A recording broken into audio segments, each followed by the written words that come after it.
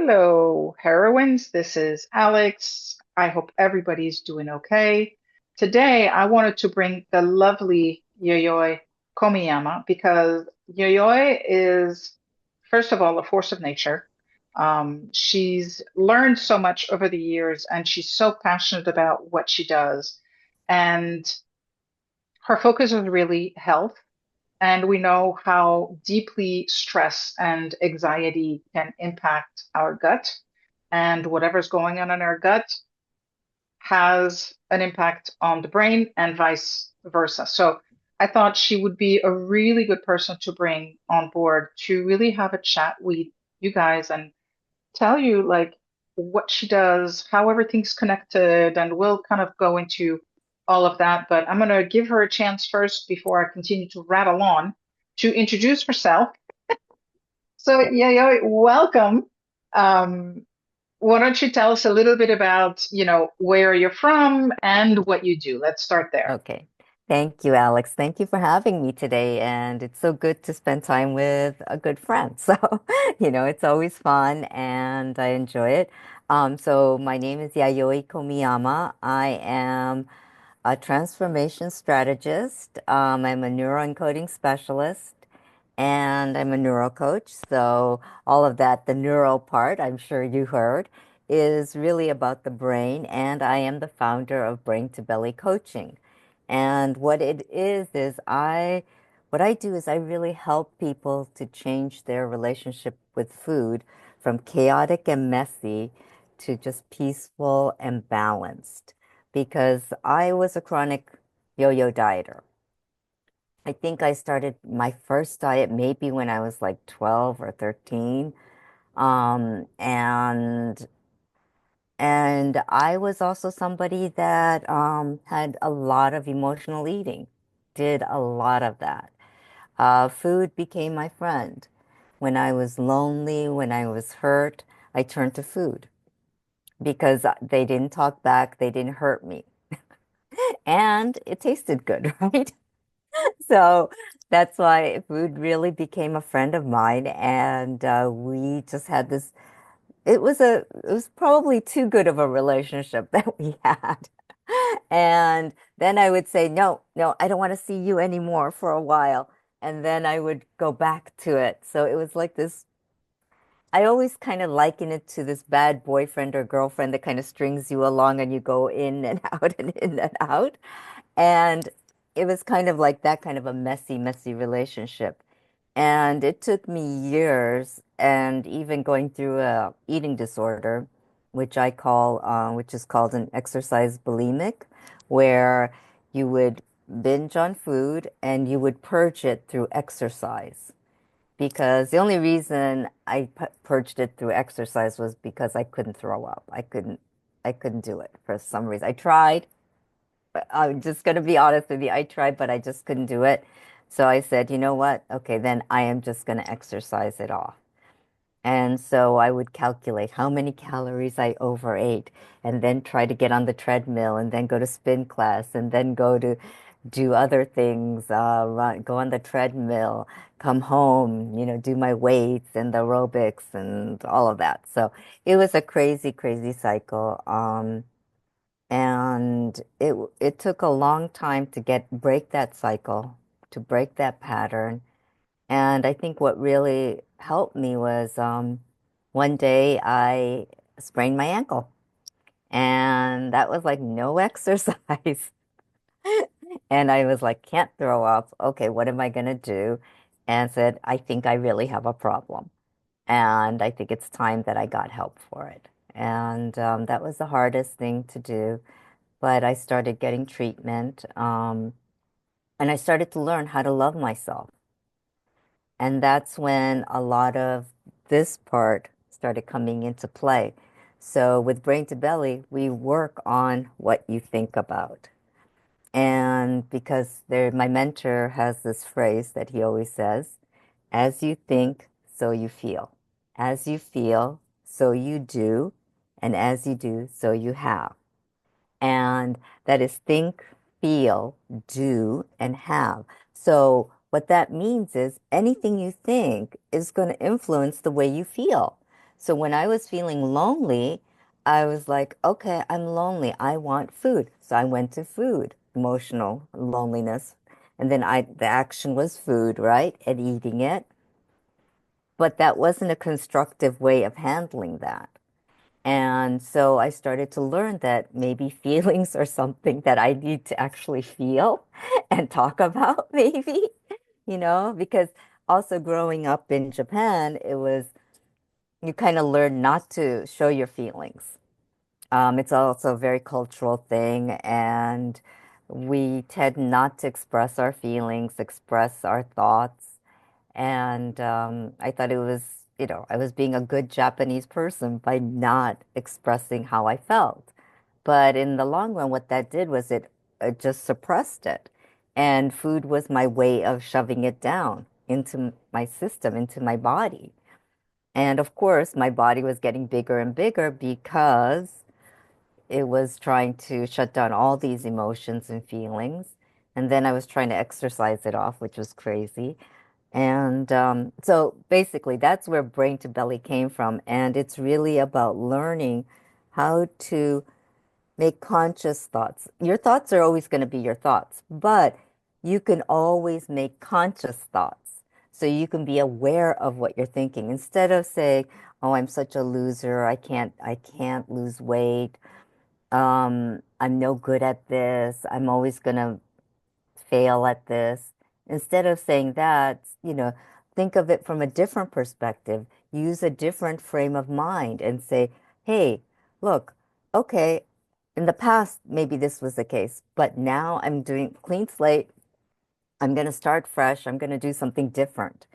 And just putting that different thought into your brain is going to change the way you're thinking because you just broke up that bad pattern. So what we do is we interrupt that bad pattern, right, by doing something, anything that'll interrupt the awareness, put something better instead that's going to be more empowering. Like, for instance, if I'm failing, if I think, oh, I'm such a failure, I'm such a failure. Well, there's something called that says fail is a first attempt in learning. So it means that you're learning something. Maybe I'm learning something. Maybe I should think on that a little bit. And then I'm like, oh, that feels a lot better than saying I'm such a failure. So let me work on that. What did I learn? What did I learn? So when you do that, you change the feeling inside. Your energy is changed too. Because when you say things that are negative, it's just going to bring your energy down. When you say something positive about yourself, like even if you say, I'm magnificent, I'm brilliant, I'm awesome, right? Whatever, any of those things, you feel so much better. And even if you're not feeling it, even just saying it, the vibration of those words are different. Instead of going down, they're bringing you up. So being conscious of things like that. And so with Brain to Belly, we work on your thoughts and we work on the self-love piece a lot too, because that's where, um, we tend to, well, I know that I used to just intentionally, I hated myself, I hated the way I looked, so I would do whatever I can to punish myself or punish my body. And it's learning to say that that's not constructive, that's not to my benefit. So how am I going to flip that script? And it's really about rewiring these wires that got crossed and untangling those wires, basically. Yeah. So, I want to come back to what you said just a little bit before about failure, because yes, when we come out of a divorce, we tend to feel like right. failures. And there's a big difference between being a failure and having failed at something. Yes, Because when we are something, we make it a part of our identity. yes, When we do something, it's just an action. right. So, what would be something that you would recommend to, and just to continue on that Right. tangent, when we feel bad about ourselves, like you I, did yeah, like sometimes I do, we self-medicate with food because food will never reject us, food yeah, always loves us. So, what would be something if one of our heroines is struggling with, you know, making choices, food choices to soothe their pain or to soothe, their anxiety, right. what would be something that you would recommend to them? Well, first, I would say become aware of that, that you're taking that action to soothe. So become aware of what you're doing. And once you're aware, you can make a choice. It's hard. If you're not aware, you're just going to automatically reach for the food. But if you start becoming aware of it, wait, am I going to reach for the cookies because I'm feeling lonely, because I'm feeling hurt? Just that realization is going to help you to say, wait, wait, wait, wait, wait. It's like putting the brakes on the car, right? It's like saying, wait, what did I just do? And you're recognizing that pattern. So let's break it. So it could be just something as simple as, well, I'm not doing that. Or it could be something like no cookies. Or, even if it's just snapping your fingers like I don't know. Like I don't know if you watched Bewitched when you were a little girl or a genie. Yeah, you could do this or you could do blink like Genie did or whatever. But anything that's going to make you laugh and say, wait, I'm not doing it and then cookies away or whatever. But, making that and actually taking action, some sort of action, saying that you're going to break that pattern is going to actually put a stop to what's here. It's going to create, like, what if this was a line of that negative thing, right? It's going to make a cut here. So it's going to open up this space. So what we're going to do is put something fun in it. So it could be that laughter, like, oh, I'm going to be like Tabitha and I'm going to do this and that craving will go away. And then it may not go away. So you keep on doing this, but still you're going to laugh about it. And you're like, oh, okay, this can work. This can work. And the fact that you're becoming conscious of it, you're controlling it now and that you can control it. So that is something that I would recommend. Now, you were talking about identity earlier. And yes, I'm a divorcee as well. So you do feel like your identity was tied to it. You were a wife, right? I was so and so's wife. I was Mrs. something something, right?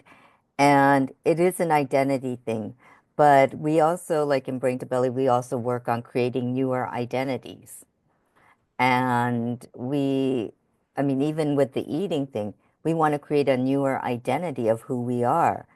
And the new identity is not someone that wants to wallow in her chocolate chip cookies or swim in her chocolate chip cookies and I don't know, fudgesicles or whatever, right? I want to be somebody that could say, wait, okay, those are good. Maybe one or two cookies are good, but I don't need the whole sleeve, right? Thinking about that. What's my new identity? Who am I? So we work on a statement called the I am statement. And when you say I am, it's a big thing because your brain is listening to it. Yeah. And your brain doesn't know what's true or false. So if you keep on saying, I am magnificent, and just those vibrations of those words make you feel better. I am magnificent. And if you keep on repeating it, you're going to start believing it. Instead of saying, with your voice down, I'm such a failure. I am such a failure. I'm such a loser. Instead of saying that, saying, so I'm clearing that out, but, I want to say, I'm magnificent. I'm awesome. I'm brilliant. I'm a winner. And you might think it's silly at first, but try it because your energy will change when you say it, even if you're just saying it haphazardly or half cocked or whatever you want to call it. Um, yeah, if you're not fully into it, you could even if you're not fully into it, by saying it, it makes a difference. And start painting a picture of your new identity. Who do you want to be? What do you want? Yeah, I love that because the other thing that goes along with what we say is how we hold ourselves, right? Yes, Because just like you were saying, when you talk about I am magnificent, I am these things versus I'm a loser or I'm a or whatever, yes. like our body language completely Chase. changes. Yeah, And, when it's negative, we kind of fold in on ourselves. When it's yes, positive, we want to put it out and we want that energy to yeah. And to be that's out some, there. yep. And that's something else that, I teach in Brain to Belly is really about your body because when you're saying these positive phrases, I want you to really embody that. And so I don't know if you're from, well, a lot of people know Tony Robbins, and Tony's always like, yes, or whatever. He's got the fist going, right? And, but it's really important that you find a pose that's going to anchor those feelings into you, even if it's like doing like this, I'm magnificent. Like even just doing that or even, hidden, you could just be like tapping your thighs, with your saying, I'm magnificent, right? Or even snapping your fingers. Something that's going to have you actively taking action, your physical action, as well as your brain, so that it really gets programmed into your brain that you are magnificent. And then you'll start really feeling it. And then you might really want to maybe explore to find out what makes you so magnificent. Yeah. Yeah. So, Yeah, and it's I love the whole thing that you said about Tony because it's true that, I think we all should have a power pose. yeah. So, the pose that makes us feel like $1 million and that Hmm. actually has the power to bring you out of that funk, Oh yeah, right? totally. And what's your power pose? It's it's very similar, but I have two. I have this one, which is the Wonder Woman pose, Yeah, right? yeah, that's mine That too. Yeah. that's one of them. That's a common one. And then I have Okay. that's mine because, and I do this a lot. Like That's I do it a awesome. lot because I feel like I want the energy coming Yeah. down into me. Yeah. I want this positive energy to come into me and keep me where I am in that positive frame of mind, in that positive state. And it's an empowering state. Yeah. So I'm actually going to throw out a challenge to you heroines out there to come up with your very Oh, own power pause, not pause, pose. pose. Um, and let us know what your pose is. Let us know if it's a gesture, if it's a saying, if it's what is it that really makes you feel powerful and that really changes your state because I'm like you, yo, I'm more into the kind of it's the Wonder Woman Superman kind of pose, Yep. and they do change how Oh, you feel. totally. Totally. Because like you were saying, when we're negative, we're always like this and we're closed in. Our breathing is closed in. Um, I look like I'm negative here, right? Like I'm depressed or whatever.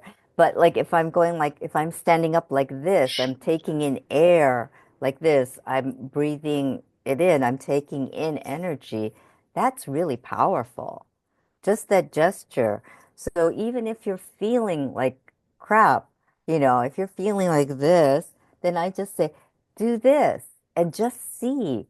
And it could be one of those silly things. I don't know why I just thought of it, but it just came to mind. I don't know if you watched, what was that called? That movie called Legally Blonde. And they had that I know one of scene. it. Yeah. Okay. There's one scene when they're in the beauty salon and there's a pose that you're supposed to do with to catch guys or whatever. It's called Okay. the snap and bend.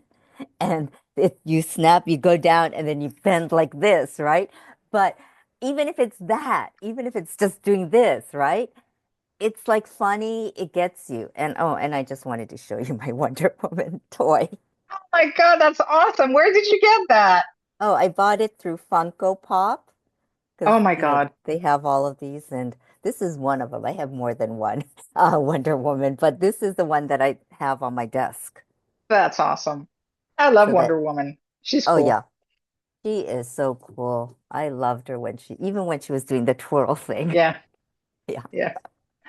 So, Yayoi, Yes. any words of advice for our heroines who are on the aftermath of a divorce or the end of a long-term relationship so that they can begin to take back their their power? Yeah. You know, what I can say from my own experience is that you are powerful and you just forgot about it. You just let it because relationships are tough. I mean, I went through a it wasn't a great relationship marriage, and it really was. I felt like I lost myself. And just think, maybe this is God's way of giving you time to yourself so that you can find out who you really are and what you really want. And maybe it's easier to find out who you are without any other person around to kind of, distract you. Sometimes it's necessary to do that introspection and find out who you are and what you are. You know, are you a powerful woman? Like, are you beautiful? Because you are. And are you brilliantly shining? Yes, you are, because you are, all of us. And I believe that we all have a part of the universe in us, and we're kind of like stars, and each one of us shines brightly. And it's a brilliant shine that we all have.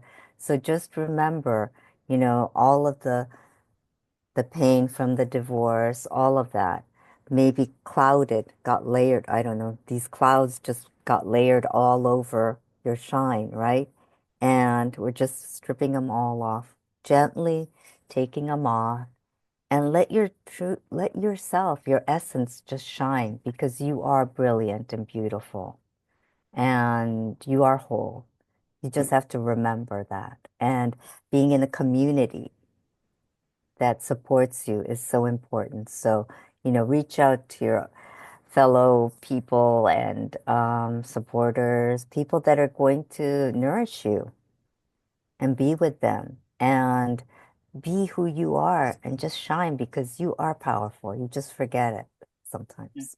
I completely agree with you. I think there are a lot of layers, whether it's societal layers, familial Yeah. layers, expected, whatever, right? Yep. And we forget that we're okay just being us Yep. and shining our light. So I just want to thank you so much for reinforcing that, Yayoi. I want to thank you for being here today and sharing your wisdom with our ladies.